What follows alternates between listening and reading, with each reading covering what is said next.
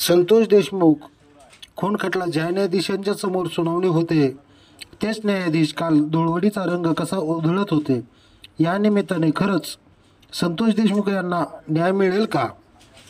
असे जर न्यायाधीश असतील तर न्याय कोणाकडे मागायचा?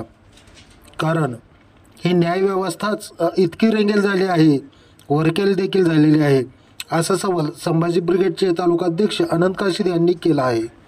मी परमेश्वर कदम, आपण पाहता रणसंघर्ष डिजिटल न्यूज मीडिया बार्शी। जय जिजाऊ जय शिवराय। स्वर्गीय संतोषांना देशमुख यांच्या खून प्रकरणामध्ये संपूर्ण महाराष्ट्र त्या ठिकाणी हळहळ व्यक्त करतोय आणि असं असताना ज्यांच्या पुढं संतोषांना देशमुखांची सुनावणी चालू आहे असे न्यायाधीशच धुळवडीच्या दिवशी संपूर्ण रंग उधळत आहेत।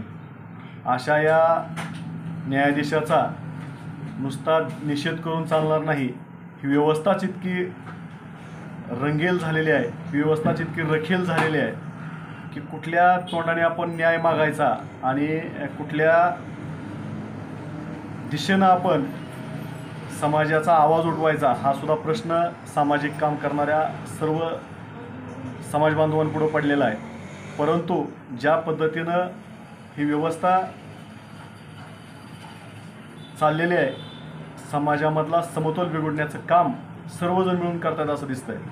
आमची या निमित्तानं मागणी आहे, स्वर्गीय संतोषांना देशमुख यांचा खून खटला ज्या न्यायालयामध्ये चालू आहे त्याचा न्यायाधीश बदला अशी मागणी करण्यासोबतच आमची एक विनंती राहील की हा खून खटलाच मराठवाड्याच्या बाहेर चालवा, जेणेकरून जी काय आका आणि आकाचे आका आहेत त्या सर्वांनी ज्या पद्धतीनं प्रशासनावरती पकड आपली मजबूत ठेवलेली आहे, ज्या पद्धतीनं न्यायाधीश असतील, पोलीस प्रशासन असेल, यांच्यावरती वचक आपला ठेवलेला आहे, कुठंतरी त्याला आळा बसवायचा असेल आणि खऱ्या अर्थानं संतोषांना देशमुखांना आणि त्यांच्या कुटुंबियांना न्याय द्यायचा असेल तर हा खून खटला मराठवाड्याच्या बाहेर चालवा अशी आमची या ठिकाणी मागणी आहे। आणि तशा पद्धतीनं देवेंद्र फडणवीस या प्रकरणामध्ये लक्ष घालतील आणि स्वर्गीय संतोषांना देशमुख यांना खऱ्या अर्थानं न्याय देण्याचा प्रयत्न करतील अशी आशा ठेवतो।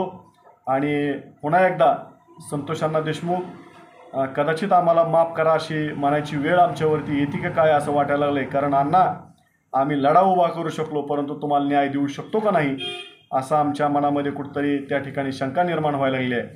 तरी पण या निमित्तानं पुन्हा एकदा आमची महाराष्ट्राच्या मुख्यमंत्र्यांना विनंती आहे, ह्या खून खटला मराठवाड्याच्या बाहेर चालवा एवढंच या निमित्ताने सांगतो।